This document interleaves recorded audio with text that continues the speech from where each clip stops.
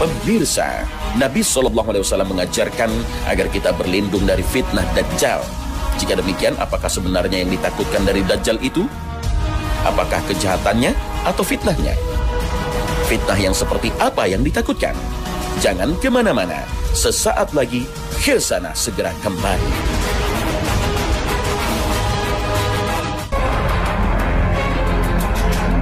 Pemirsa Khilzanah, kita mungkin sudah sangat lelah menyaksikan apa yang dialami kaum muslim di dunia.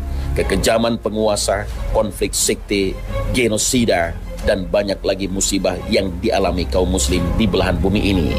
Sebuah tragedi kemanusiaan yang sangat memilukan. Rumah dibakar dan diusir dari kampung halaman. Namun semua ujian ini tak ada bandingannya dengan fitnah yang bakal terjadi di akhir zaman nanti.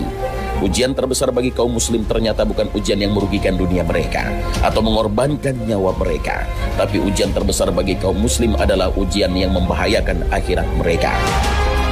Inilah yang melatar belakangi mengapa Nabi SAW menyebut ujian Dajjal sebagai a'zamul fitnah atau ujian terbesar.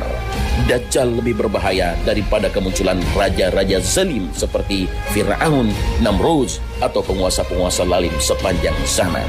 Itu sebabnya tak hanya Nabi kita Muhammad SAW yang memperingatkan umatnya, tapi seluruh nabi-nabi utusan Allah telah memberi peringatan pada umatnya akan bahaya fitnah Dajjal.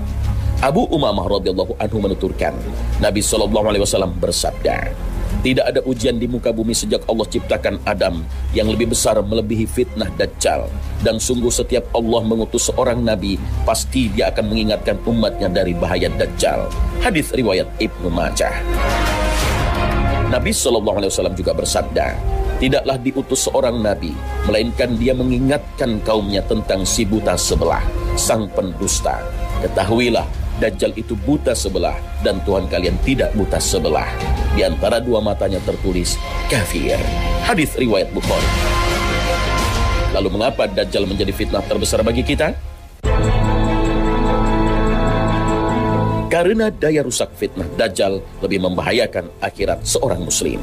Berdasarkan keterangan hadis-hadis Nabi SAW, kemunculan Dajjal dan aktivitasnya di muka bumi tidaklah membahayakan fisik, tidak membantu kaum muslim, tapi menyesatkan kaum muslim agar menjadi pengikutnya.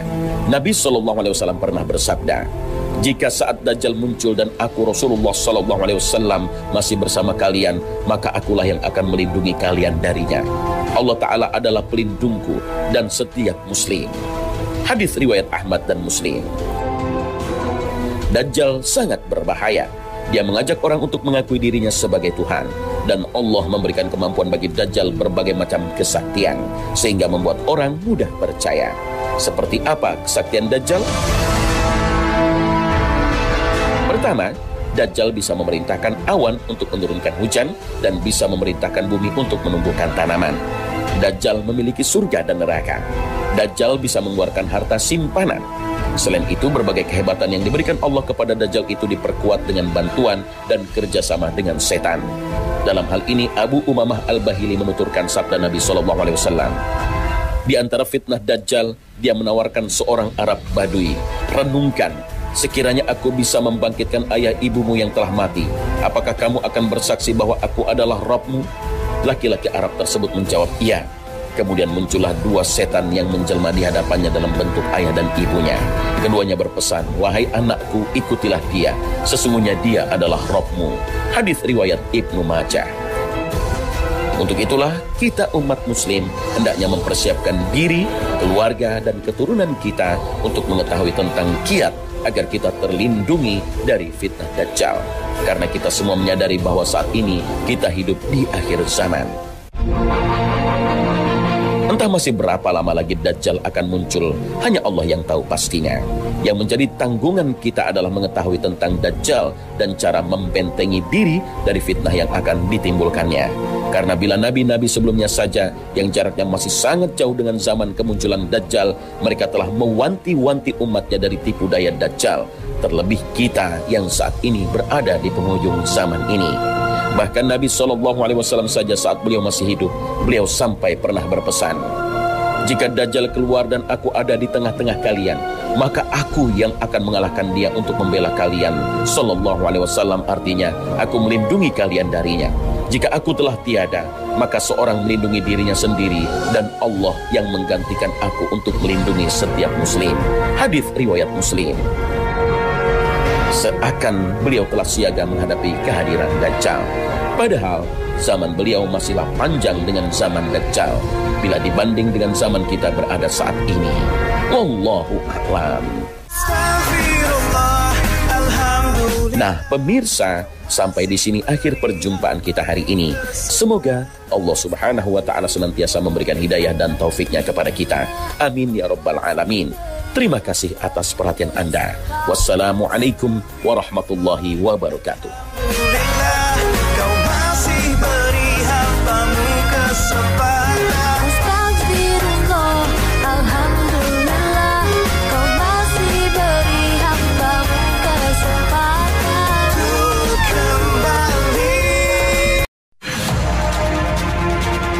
Assalamualaikum warahmatullahi wabarakatuh.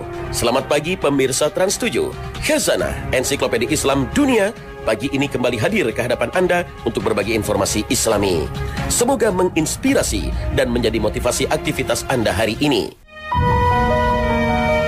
Pemirsa Khazanah, sering kita dengar banyak orang mengatakan bahwa berteman dengan jin itu sah-sah saja, boleh saja. Toh tak ada satu ayat pun maupun hadis yang melarang pertemanan antara jin dan manusia.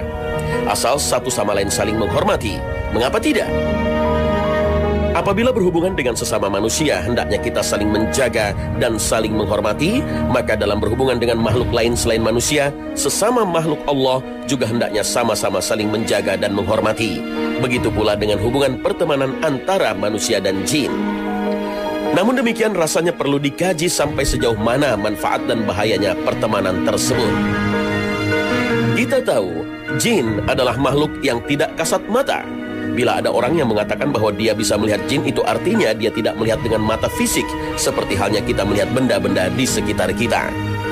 Sebenarnya lebih tepat kalau kita sebut merasakan keberadaan jin dengan rasa yang tidak menipu dan rekayasa, yaitu rasa yang polos, jujur apa adanya pada situasi kejiwaan pada posisi nol. Makhluk Allah itu bisa dilihat bila mana makhluk itu memiliki panjang gelombang dan kepadatan materi tertentu yang membuat mata kita bisa merespon keberadaan makhluk tersebut. Berbeda dengan jin, panjang gelombang dan kepadatan materinya jauh berbeda dengan makhluk-makhluk lainnya, sehingga mata fisik tidak bisa menangkap keberadaannya. Bukankah Allah telah berfirman, sesungguhnya ia jin dan pengikut-pengikutnya melihat kamu dari suatu tempat yang kamu tidak bisa melihat mereka. Al-Quran Surah Al-A'raf ayat 27. Jin memiliki sifat aktif sebagaimana manusia yang memiliki kehendak dan nafsu tertentu. Salah satu kehendak jin dalam konteks hubungan antar dimensi adalah menampakkan diri ke dalam wujud fisik, sehingga panjang gelombang dan kerapatan materinya bisa tertangkap oleh mata manusia. Kalaupun ada manusia yang dapat melihat jin, jin yang dilihatnya itu adalah yang sedang menjelma dalam wujud makhluk yang dapat dilihat mata manusia biasa. Dalam sebuah hadis Nabi SAW bersabda, setan memperlihatkan wujud dirinya ketika aku sholat, namun atas pertolongan Allah aku dapat mencekiknya hingga kurasakan dingin air liurnya di tanganku. Kalau bukan karena adanya doa saudaraku Nabi Sulaiman, pasti kubunuh dia. Hadis riwayat Al-Bukhari. Berbeda dengan jin yang dikaruniai mata untuk bisa melihat dunia fisik yang dihuni manusia, manusia secara umum tidak bisa melihat jin. Tapi manusia hanya merasakan keberadaan jin, apalagi berkomunikasi secara intensif dengan jin. Meskipun demikian, manusia juga diberkahi sebuah alat canggih untuk meraba, merasa, menangkap eksistensi yang tidak kasat mata. Alat canggih itu semacam radar yang ditanamkan di otak manusia. Terletak pada sistem limbik, di mana di sana juga menjadi pengendali emosional, rasa, batiniah manusia. Mengapa banyak orang ingin berteman dengan jin? Hubungan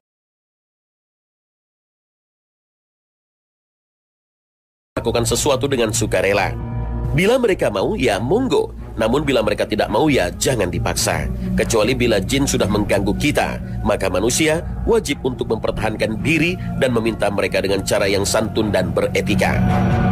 Banyak orang yang ingin berteman dengan jin dengan tujuan memanfaatkan jin untuk kepentingan dia. Antara lain agar supaya sakti, kebal bacok, bisa meramal, bisa mengobati orang sakit dalam waktu yang amat singkat, supaya cepat kaya, dan banyak macam lagi. Siapapun orangnya pasti ingin tampil beda dibanding dengan orang lain. Siapapun dia pasti pingin sakti, pingin punya kelebihan-kelebihan.